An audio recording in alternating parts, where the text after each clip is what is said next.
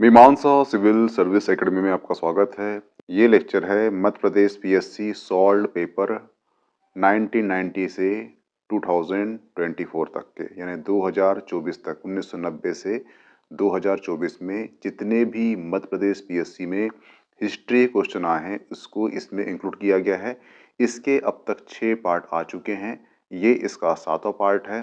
तो प्लीज़ वो lecture watch करना, ये लेक्चर काफ़ी हेल्पफुल होगा आपके मध्य प्रदेश पीएससी 2025 के लिए। ठीक है, पहला क्वेश्चन है निम्नलिखित दार्शनिक स्थलों में से सुमेलित कीजिए। तो ध्यान रखना, जो भीमबेटका है ये प्रसिद्ध क्यों है? प्रसिद्ध इसलिए है क्योंकि यहाँ पर प्रसिद्ध प्राग ऐतिहासिक चित्रशैल प्राप्त हुए हैं। इसका क्या होगा?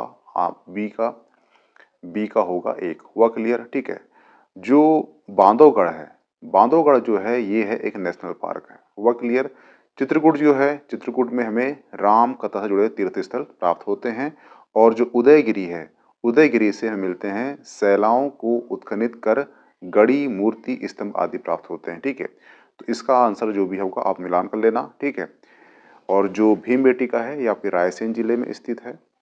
अब कमेंट बॉक्स में करना कि भीमबेटका की खोज कब हुई है और इसे यूनेस्को विश्व विरासत स्थल में कब शामिल किया गया है। वह क्लियर? चलते हैं नेक्स्ट क्वेश्चन में। नेक्स्ट क्वेश्चन है भारत के राज्य चिन्ह पर अंकित शब्द सत्यमेव जयते किस शब्द से लिया गया है? तो ध्यान रखना, जो भारत का राष्ट्रीय आदर्श वाक्य है सत्यमेव जयते, मुंडक उपनिषद से लिया गया है। किससे लिया गया है? मुंडक उपनिषद से लिया गया है। ये ध्यान रखना, जो उपनिषद होते हैं ये प्राचीनतम दार्शनिक विचारों का संग्रह है, जिसमें मुख्य रूप से शाश्वत आत्मा, ब्रह्म, आत्मा, परमात्मा से बीच संबंध स्थापित किया गया है। विश्व की उत्पत्ति से लेकर जो भी इसमें रहस्यवादी सिद्धांत है इसका इसमें हमें विवरण मिलता है। किसमें? उपनिषद में। जो महर्षि वेद व्यास है उनके द्वारा रचित है भगवत गीता। जो भगवत गीता है ये महाभारत के भीष्म पर्व का भाग है। जो रामायण है ये वाल्मीकि द्वारा रचित है, जबकि ऋग्वेद जो है प्राचीनतम वैदिक संहिता है। वह के लिए ध्यान रखना। ठीक है, तो कहाँ से लिया गया है? मुंड सत्यम जयते, वो लिया गया है ऑप्शन बी मुंडक उपनिषद से। नेक्स्ट क्वेश्चन है निम्नलिखित घटनाओं और ईसा को सुमेलित कीजिए। ध्यान रखना, जो नादिर शाह है, नादिर शाह ने दिल्ली में मोहम्मद शाह रंगीला के वक्त यानी 1739 में आक्रमण किया था। तो उसका आंसर क्या होगा? 1739। बाबर और इब्राहिम लोदी के बीच में पानीपत का प्रथम युद्ध हुआ है, वो हुआ है 1526 को। हुआ क्लियर? ठीक है। हेमू और अकबर के बीच युद्ध हुआ है 1556 को। और जो अहमद शाह अब्दाली और मराठों के बीच युद्ध हुआ है 1761 को। जो पानीपत का तृतीय युद्ध हुआ है उसका एक बार मध्य प्रदेश पीएससी ने सन पूछ लिया था, ये किस तारीख को हुआ था? ये हुआ था 14 जनवरी 1761 को। तो ये ध्यान रखना। तो ध्यान रखना, यहाँ पर क्वेश्चन कर चुका है पानीपत का तृतीय युद्ध का डेट पूछा है आपसे। तो मे पॉसिबल ये है कि जो कि पानीपत का जो प्रथम युद्ध हुआ है तो उसकी डेट याद कर लेना, ताकि क्वेश्चन आता है तो आपसे बन जाए। हुआ क्लियर? नेक्स्ट क्वेश्चन है सिखों के अंतिम गुरु कौन है? तो ध्यान रखना, सिख जो संप्रदाय है इसमें 10 गुरु हुए हैं, जिसमें से पहले गुरु हुए गुरु नानक, सिख धर्म के प्रवर्तक कहलाए। दूसरे गुरु हुए हैं गुरु अंगद, गुरुमुखी लिपि के जनक कहलाते हैं। तीसरे गुरु हुए हैं गुरु अमरदास, गुरु अमरदास हेतु 22 गद्दी के नियम याद रखना। गुरु रामदास ने ही अमृतसर की स्थापना की थी। जो गुरु अर्जुन देव है इन्होंने ही स्वर्ण मंदिर की स्थापना की थी। गुरु हरगोविंद सिंह होते हैं, उन्होंने अकाल तख्त की स्थापना की थी। और गुरु हरराय ने उत्तराधिकारी युद्ध में भाग लिया था। और गुरु हरकिशन ने अल्प आयु में इनकी मृत्यु हो चुकी थी। और गुरु तेज बहादुर हुए हैं, इनको ही औरंगजेब ने फांसी दी थी। और लास्ट गुरु हुए हैं गुरु गोविंद सिंह, खालसा सेना का संगठन किया था। 10 गुरु हुए हैं। ठीक है, यहाँ क्या पूछा है उसने? अंतिम गुरु कौन से हैं? उसका आंसर है ऑप्शन बी गुरु गोविंद सिंह। हुआ क्लियर? नेक्स्ट क्वेश्चन है निम्नलिखित में से कौन सा युद्ध था जिसने भारत में ब्रिटिश प्रभुत्व का आरंभ किया? तो वो था बक्सर की लड़ाई 1764 में। हुआ क्लियर? ये बक्सर की लड़ाई जो है अंग्रेजों के लिए निर्णायक युद्ध हुआ है, क्योंकि इस युद्ध के पश्चात अंग्रेज का बंगाल, बिहार, उड़ीसा में अधिपत्य हो गया। हुआ क्लियर? इसलिए इसे कहते हैं निर्णायक युद्ध कहते हैं, बक्सर की लड़ाई। नेक्स्ट क्वेश्चन है, भारत की पहली रेलवे किन स्थानों के बीच कब चली थी? तो ध्यान रखना, भारत में पहली रेलवे जो है गवर्नर जनरल लॉर्ड डलहौजी के काल में 16 अप्रैल 1853 को मुंबई से ठाणे के मध्य 34 किलोमीटर के छोटे से रेल मार्ग पर चलाई गई थी। हुआ क्लियर? और ये ध्यान रखना कि लॉर्ड रीडिंग के काल में भारत में पहला विद्युत रेलवे मुंबई से कुर्ला के मध्य बना था, जहां सर्वप्रथम 3 फरवरी 1925 को विद्युत शक्ति से रेलगाड़ी का परिचालन किया गया था। हुआ क्लियर? तो इसका आंसर क्या होगा? तो इसका आंसर होगा ऑप्शन सी, 1853 16 अप्रैल मुंबई से ठाणे के बीच। हुआ क्लियर?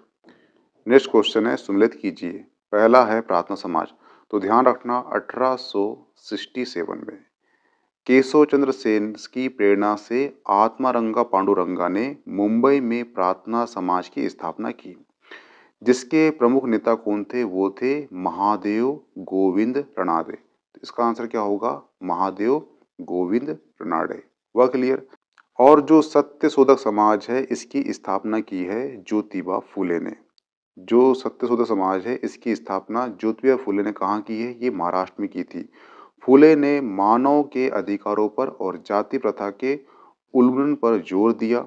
वहीं पर जो है मोहम्मद एंग्लो ओरिएंटल कॉलेज जो अलीगढ़ है, इसकी स्थापना किए थे सर सैयद अहमद खान ने। एक्चुअली जो सर सैयद अहमद खान है, ये विदेश से लौटने के बाद मुस्लिम समाज की जो कुरीतियाँ थी, उसको त्याग कर पाश्चात्य शिक्षा ग्रहण करने के लिए प्रेरित किया था। और 1975 में, कब? 1875 में, 1875 ईस्वी में अलीगढ़ में एंग्लो मोहम्मद ओरिएंटल कॉलेज की स्थापना की थी, जो बाद में अलीगढ़ मुस्लिम विश्वविद्यालय के रूप में विख्यात रहा। वह क्लियर? यानी वर्तमान में जो अलीगढ़ विश्वविद्यालय है, ये पहले क्या था? ये था मोहम्मद एंग्लो ओरिएंटल कॉलेज, जिसकी स्थापना किसने किया है? सर सैयद अहमद खान ने किया है। वह क्लियर? अब जाइए ऑप्शन बी, रामकृष्ण मिशन की स्थापना किसने किया है? वो किए हैं स्वामी विवेकानंद ने किए हैं। कब किए हैं? ये किए हैं 1897 में किए हैं। ये ध्यान रखना। हुआ क्लियर? नेक्स्ट क्वेश्चन है, वर्ष 1920 में आरंभ किया गया असहयोग आंदोलन क्यों वापस ले लिया गया? तो ध्यान रखना, जो चौरा चौरी गाँव में सत्याग्रही ने पुलिस थाने में आग लगा दी, इसमें 22 पुलिसकर्मी मारे गए थे। इस घटना के पश्चात महात्मा गांधी ने इस आंदोलन को वापस ले लिया था। इसका आंसर क्या होगा? Option C. हुआ क्लियर? जो 5 फरवरी है, 5 फरवरी 1922 को चौरा चौरी नामक स्थान में किसानों के एक जुलूस पर गोली चलाए जाने के कारण हिंसक भीड़ ने थाना जला दिया और इसमें कम से कम 22 से 23 सिपाही जलकर मारे गए थे। इस घटना से दुखी होकर जो महात्मा गांधी, उन्होंने 12 फरवरी 1922 को असहयोग आंदोलन वापस ले लिए। ध्यान रखना। नेक्स्ट क्वेश्चन है, भारतीय राष्ट्रीय कांग्रेस के पहले अध्यक्ष कौन थे? तो जो भारतीय राष्ट्रीय कांग्रेस के जो प्रथम अध्यक्ष रहे हैं, वो रहे हैं WC बनर्जी। इसका क्या होगा? WC बनर्जी। हुआ क्लियर? परंतु इसके जो महासचिव रहे हैं, वो रहे हैं A.O. ह्यूम। ये ध्यान रखना। जो भारतीय राष्ट्रीय कांग्रेस के पहले अंग्रेज अध्यक्ष कौन बने हैं? वो बने हैं जॉर्ज यूले। कब बने हैं? वो बने हैं 1888 में बने। हुआ क्लियर? अब क्वेश्चन पूछेगा आपसे कि पहली महिला भारतीय राष्ट्रीय अध्यक्ष कौन बनी है? तो वो बनी है 1917 में बनी है एनी बेसेंट। पर आपसे ये क्वेश्चन आएगा कि पहली भारतीय महिला राष्ट्रीय कांग्रेस की अध्यक्ष रही है, वो कौन है? तो वो है 1925 में रही है सरोजनी नायडू। हुआ क्लियर? और सबसे कम उम्र के जो अध्यक्ष रहे हैं, उनका नाम है अबुल कलाम आज़ाद। और 1924 में महात्मा गांधी ने अध्यक्षता की थी बेलग्राम की। हुआ क्लियर? और जो फैजाबाद अधिवेशन हुआ था, ये पहला अधिवेशन था, ये अंतिम अधिवेशन था जो गांव में हुआ था, जिसके अध्यक्ष जो है जवाहरलाल नेहरू ने की थी। ये ध्यान रखना। हुआ क्लियर? नेक्स्ट क्वेश्चन है फिनिक्स फॉर्म की स्थापना किसने की थी? तो गांधी जी ने फिनिक्स फॉर्म की स्थापना दक्षिण अफ्रीका प्रवास के दौरान की थी। तो इसका आंसर क्या होगा? Option B, Mahatma Gandhi. Next question है कांग्रेस ने 1916 के लखनऊ अधिवेशन में कौन सा मुख्य दूरगामी परिणाम निर्णय लिया था? तो ध्यान रखना, जो मुस्लिम लीग की पृथक निर्वाचन क्षेत्र की मांग को स्वीकार किया था। एक्चुअली जो 1916 के जो लखनऊ अधिवेशन में कांग्रेस व मुस्लिम लीग में समझौता हो गया तथा कांग्रेस ने मुस्लिम लीग की पृथक निर्वाचन क्षेत्र की जो मांग को स्वीकार कर लिया गया। मुख्य बात यह है कि कांग्रेस पृथक निर्वाचन को मानने तथा मुस्लिम अल्पसंख्यक को अतिरिक्त महत्व देने के लिए सहमत हो गई थी। डोमिनियन स्टेट के लिए कांग्रेस और मुस्लिम लीग दोनों ने मिलकर एक संविधान तैयार किया और ये ध्यान रखना, जो अंबिका चरण मजूमदार है उसकी अध्यक्षता में ही 1916 का अधिवेशन हुआ था और इस अधिवेशन में गरम दल, नरम दल, कांग्रेस और मुस्लिम लीग सब एक हो गए थे। हुआ क्लियर? और ये दुर्गामी परिणाम की बात कर रहा है, ये बात कर रहा है इस परिणाम के कारण ही हिंदू मुस्लिम में क्या हुई? दरार पैदा हो गई और वो दरार इतनी गहरी, इतनी बड़ी हो गई कि 1947 में दो राष्ट्र बन गए, एक है पाकिस्तान, एक है इंडिया। हुआ क्लियर? नेक्स्ट क्वेश्चन है कार्बन डेटिंग का प्रयोग किसकी उम्र निर्धारित करने के लिए किया जाता है? तो कार्बन डेटिंग द्वारा फॉसिल्स यानी जीवाश्म की आयु गणना की जाती है। हुआ क्लियर? जिसकी खोज जो है विलार्ड लिब्बी ने की थी। चट्टान की आयु की गणना यूरेनियम लेड विधि से निकल जाती है, जबकि वृक्षों की आयु जो है वो निकल जाते हैं उसके वलय से। आपको वृक्ष काटना, उसके बीच में जो बीच में गोल गोल रहते हैं उसको वलय बोलते हैं।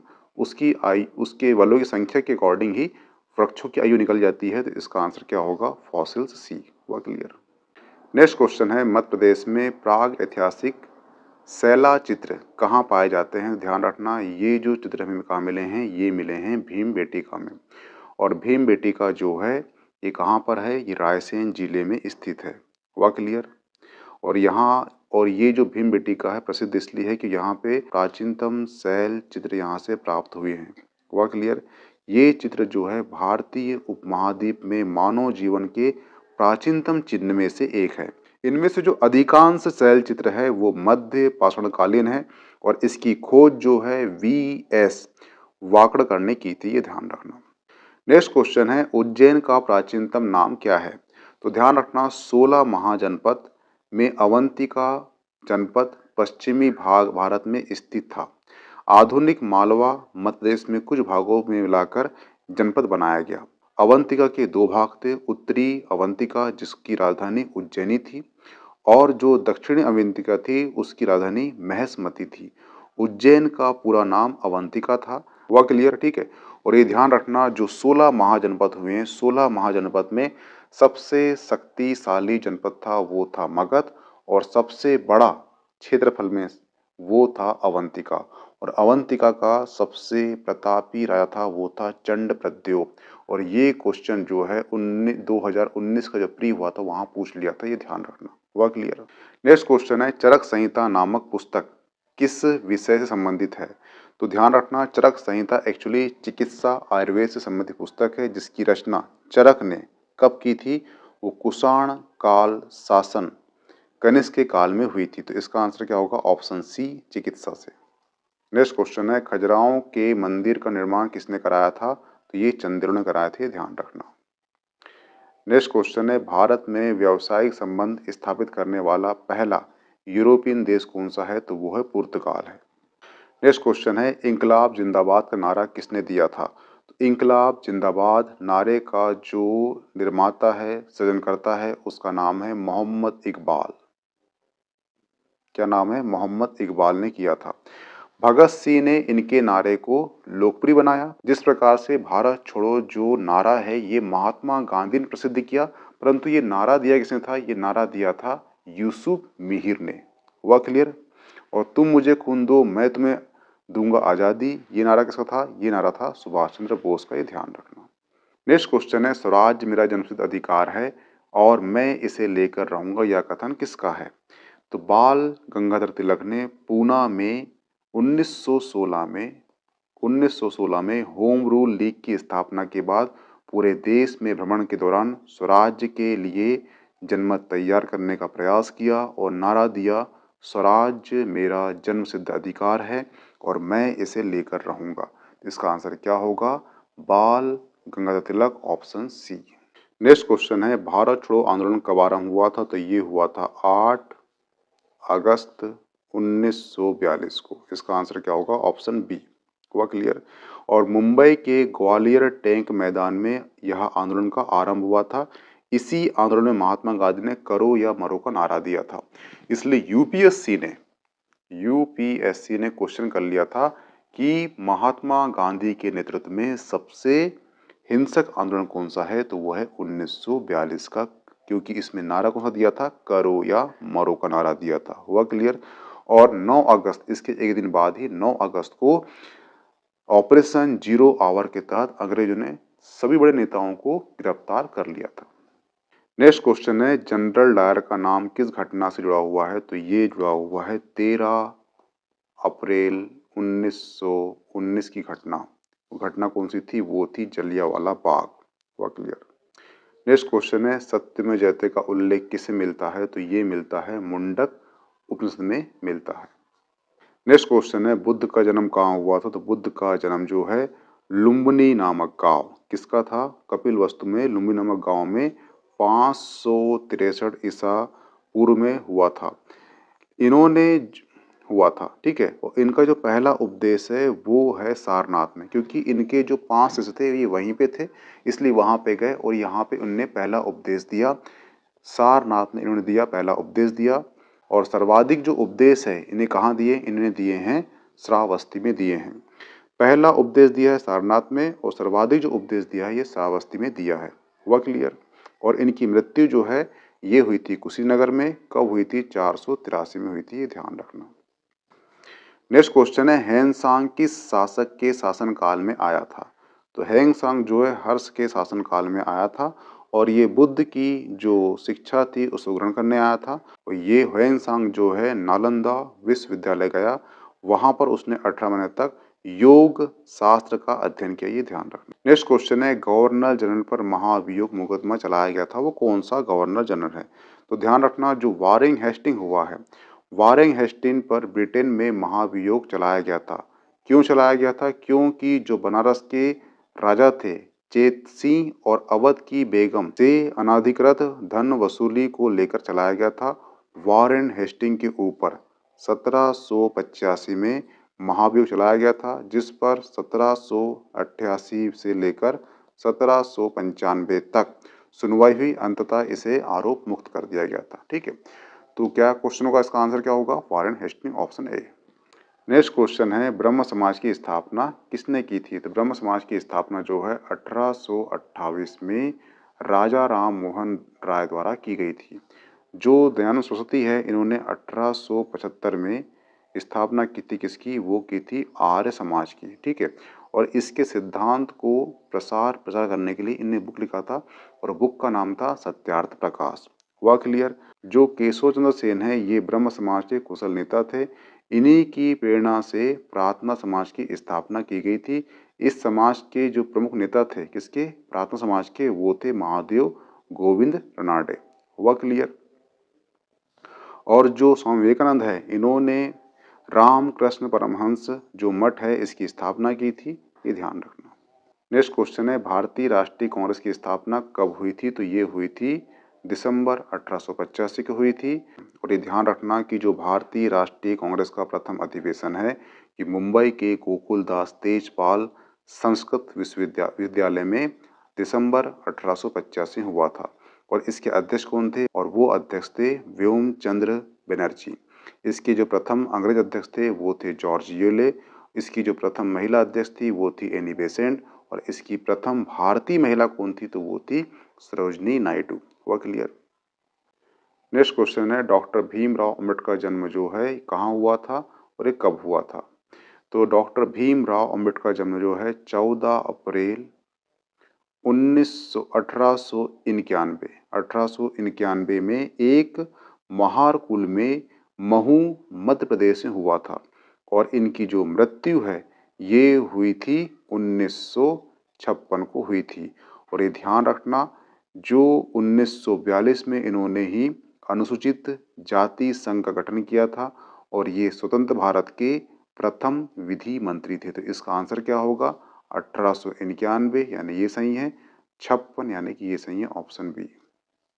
नेक्स्ट क्वेश्चन है, खिलाफत के प्रश्न पर असहयोग आंदोलन कब शुरू हुआ? तो ध्यान रखना, द्वितीय विश्व युद्ध की समाप्ति के बाद ब्रिटेन द्वारा तुर्की को विभाजित करने के विरोध में भारतीय मुसलमानों ने खिलाफत आंदोलन आरंभ किया। गांधी जी ने इसे हिंदू मुस्लिम एकता का बेहतरीन अवसर समझते हुए खिलाफत के पक्ष में 1 अगस्त 1920 में असहयोग आंदोलन आरंभ कर दिया तथा अपने जुलू युद्ध पदक तथा केसरे इंद पदक सरकार को वापस किया। तो इसका आंसर क्या होगा? 1920। नेक्स्ट क्वेश्चन है, गांधी के राजनीतिक गुरु कौन थे? तो ध्यान रखना, गांधी के राजनीतिक गुरु कौन है? तो वो है गोपाल कृष्ण गोखले। वह क्लियर? और गोपाल कृष्ण गोखले ने अपना राजनीतिक और आध्यात्मिक गुरु माना था किसे? गुरु रनाडे को माना था। और गांधी जी का जो उत्तराधिकारी माना गया था वो माना गया था विनोबा भावे को। वह क्लियर? जबकि पंडित जवाहरलाल नेहरू को गांधी जी का राजनीतिक उत्तराधिकारी माना गया है। ये अंतर याद रखना, ठीक है। नेक्स्ट क्वेश्चन है, वंदे मातरम किस पुस्तक से संबंधित है? तो वंदे मातरम जो है बंकिम चंद्र चटर्जी की कृति है जो कि आनंद मठ से ली गई है। किससे ली गई है? आनंद मठ से ली गई है। ये राष्ट्रीय गीत की संज्ञा प्राप्त है। इसे गीतांजलि रविन्द्रनाथ टैगोर की कृति है जिसे 1913 में साहित्य का नोबेल पुरस्कार प्रदान किया गया है। हुआ क्लियर? मुस्लिम लीग की स्थापना कहाँ हुई है? ध्यान रखना, मुस्लिम लीग की स्थापना जो है 1906 में ढाका में हुई है। हुआ क्लियर? और नवाब सलीमुल्लाह खां और आगा खां तथा नवाब मोहसिन उल मुल्क के नेतृत्व में की गई है। नेक्स्ट क्वेश्चन है, जियो और जीने दो किसने कहा था? जियो और जीने दो का सिद्धांत जैन धर्म के 24वें तीर्थंकर महावीर स्वामी की मानवीय सीखों का मूल है। तो इसका क्या आंसर होगा? Mahavir Swami, option A. अब यहाँ पर जो ये 24वें तीर्थंकर थे और ये अंतिम थे, 24 तीर्थंकर क्यों थे जैन धर्म में? उसका कारण है सांख्य दर्शन। सांख्य दर्शन में तत्व संख्या 25 है, ठीक है। सांख्य दर्शन मानता है द्वैतवाद को। ये बोलता है कि जो सृष्टि रचना हुई है ये प्रकृति और पुरुष से हुई है, ठीक है। पुरुष को सांख्य दर्शन में आत्मा माना गया है। आत्मा को ही क्या बोला गया है? पुरुष बोला गया है। जिस दिन पुरुष यानी आत्मा को पता लगता है कि जो परिवर्तन है ये मुझ में नहीं, ये 25 तत्व में नहीं, मुझ में नहीं हो रहे हैं, अपने आप को उससे अलग कर लेता है। इससे अलग हो गए कितने बच्चे? वो बच्चे 24 बच्चे। जो पुरुष है, पुरुष अपने आप को अलग कर लेता है।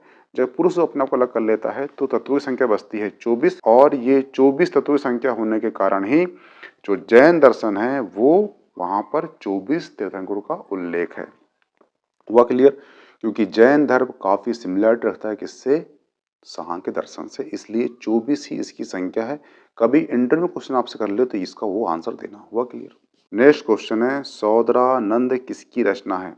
तो ध्यान रखना, सौदरानंद, सारिपुत्रा प्रकरण, बुद्ध चरित, ये तीनों जो कृति है किसकी है? ये अशोक घोष की है। ये ध्यान रखना, ये कनिष्क के समकालीन थे।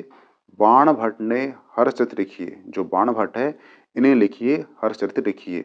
और जो मध्य प्रदेश है यहाँ से एक नदी निकलती है, नदी का नाम है सोन नदी। और जो सोन नदी है, सोन नदी पर एक परियोजना बनी है। इस परियोजना का बाण भट्ट परियोजना नाम है और वो इन्हीं के नाम से इंस्पायर होकर रखी गई है। हुआ क्लियर? ठीक है। भवभूति ने मालती माधव, जो भवभूति है इन्होंने लिखा है मालती माधव और उत्तर रामचरित लिखा है, ठीक है। जो भाष्य है, भाष्य ने लिखा है स्वप्न वास दत्तम की रचना की है। ये ध्यान रखना। हुआ क्लियर? नेक्स्ट है, बुद्ध का धर्म चक्र परिवर्तन प्रारंभ हुआ था। जो महात्मा बुद्ध हुए हैं, बोध गया में इन्हें ज्ञान प्राप्त हुआ। उसके पश्चात इनके 5 शिष्य रहते थे। कहाँ पर? वो रहते थे सारनाथ में। हुआ क्लियर? तो सारनाथ में ये आकर उनको उपदेश दिए थे। जब उनको उपदेश दिए तो उनके उपदेश को बोला गया प्रथम धर्म चक्र प्रवर्तन की संज्ञा दी गई। हुआ क्लियर? और जो भगवान बुद्ध है भगवान बुद्ध का जन्म जो है 563 में कपिलवस्तु के लुम्बिनी नामक गांव में हुआ है। हुआ क्लियर। नेक्स्ट क्वेश्चन है, गुप्त संवत की स्थापना किसने किया था? तो गुप्त संवत की स्थापना जो है 319 से 319-120 में चंद्रगुप्त प्रथम ने किया था। यह गुप्त वंश का वास्तविक संस्थापक था। इसने महाराजा धीराज की उपाधि धारण की थी। चंद्रगुप्त प्रथम ने लिच्छवी राजकुमारी कुमार देवी से विवाह किया था। इसके साम्राज्य का विस्तार आधुनिक बिहार और उत्तर प्रदेश के अधिकांश भूभाग तक माना जाता है। और ये ध्यान रखना, जो गुप्त वंश का संस्थापक रहा है वो रहा है श्री गुप्त रहा है। इसने महाराजा की उपाधि धारण की थी। वह क्लियर। नेक्स्ट क्वेश्चन है, दिलवाड़ा जैन मंदिर कहाँ पर स्थित है?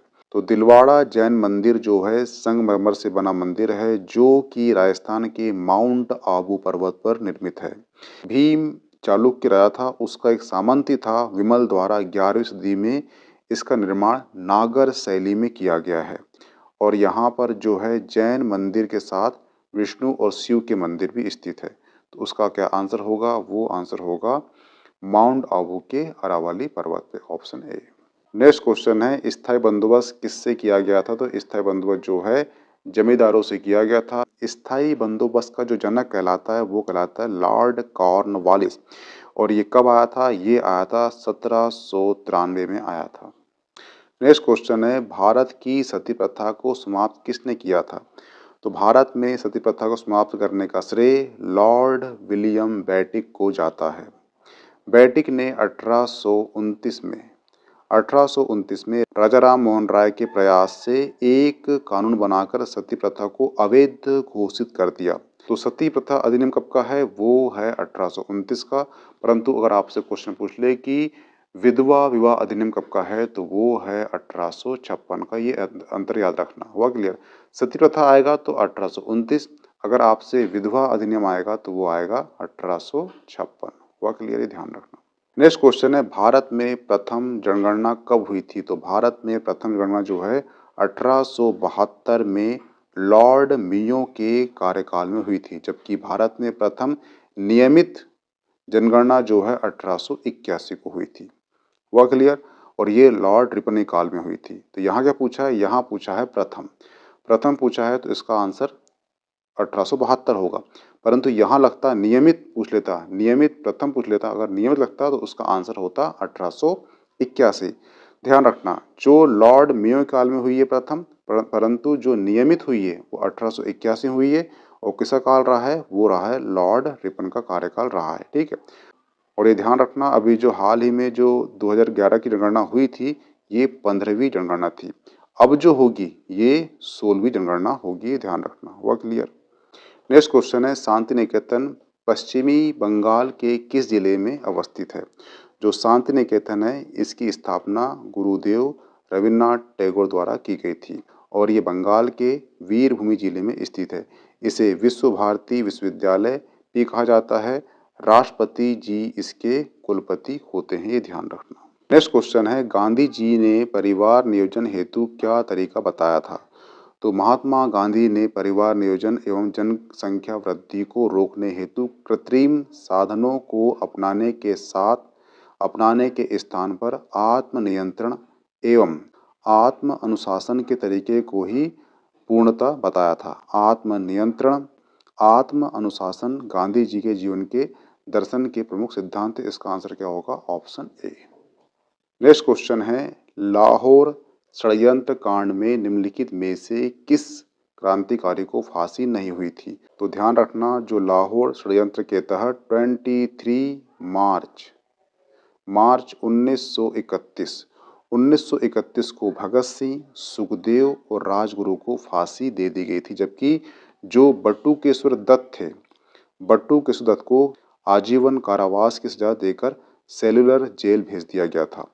और ये ध्यान रखना, जो लाहौर में साइमन कमीशन के विरोध के समय लाला लाजपत राय पर लाठियों से प्रहार करने वाले पुलिस अधीक्षक सॉन्डर्स की हत्या पर भगत सिंह, चंद्रशेखर आजाद, राजगुरु द्वारा 30 अक्टूबर 1928 को कर दी गई थी। इस घटना को ही लाहौर षड्यंत्र कहा जाता है, ये ध्यान रखना। इसी के लिए इन्हें फांसी दी गई थी 23 मार्च 1931 को, जिसमें बट्टू केशवदत्त को फांसी नहीं दी गई थी। इन्हें एक्चुअली जीवन कारावास की सजा सुनाई गई थी और सेलुलर जेल इसमें भेज दिया गया था। हुआ क्लियर? नेक्स्ट क्वेश्चन है, भारतीय राष्ट्रीय कांग्रेस ने पहला असहयोग आंदोलन किस वर्ष शुरू किया था? तो ये किया था 1920 को। नेक्स्ट क्वेश्चन है, हड़प्पा निम्नलिखित में से किस सभ्यता से संबंधित है? तो ध्यान रखना, जो हड़प्पा सिंधु घाटी से विकसित सिंधु सभ्यता का ही सर्वप्रथम खोजा गया स्थल है। हुआ क्लियर? वर्तमान में ये पाकिस्तान के मोंटगोरी जिले में रावी नदी तट पर स्थित है। हड़प्पा नगरी स्थलीय खोज जो है 1921 में दयाराम साहनी ने की थी।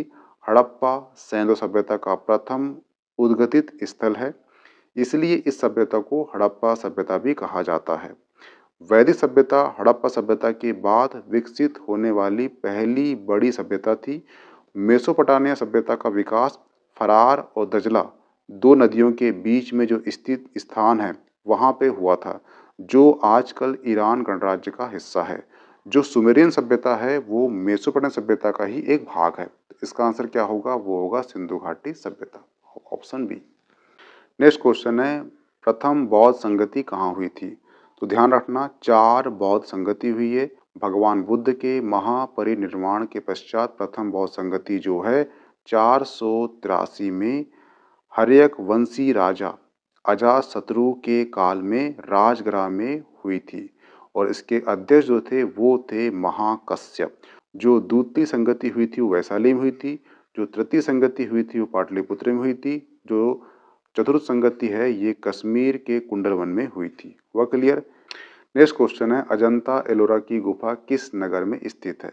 तो जो अजंता एलोरा गुफा जो है ये महाराष्ट्र के औरंगाबाद जिले में स्थित है। अजंता गुफा में 29 गुफाएं हैं। ये गुफाएं बौद्ध भिक्षुओं द्वारा वाकटक राजाओं के संरक्षण में उत्कीर्ण की गई थी। एलोरा में 34 गुफाओं का समूह है जो हिंदू, जैन और बौद्ध तीन धर्म से संबंधित यहाँ पे गुफाएं हैं। वह क्लियर?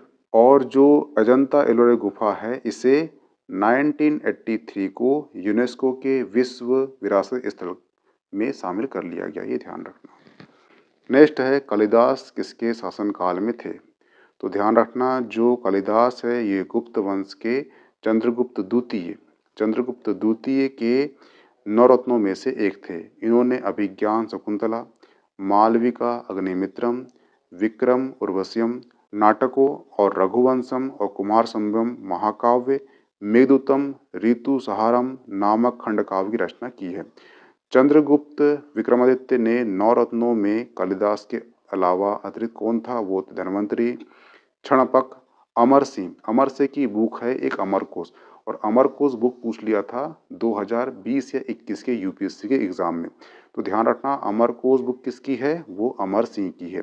और इस बुक में जो सिंचाई पद्धति होती है इसके बारे में अच्छा खासा उल्लेख किया गया है। बेताल भट्ट, वराहमीर और वररुचि आदि शामिल हैं। नेक्स्ट क्वेश्चन है, गोलकुंडा वर्तमान में क्या कहा जाता है? तो जो वर्तमान में हैदराबाद है जो तेलंगाना में स्थित है उसे कहते हैं वर्तमान में क्या? हैदराबाद कहते हैं।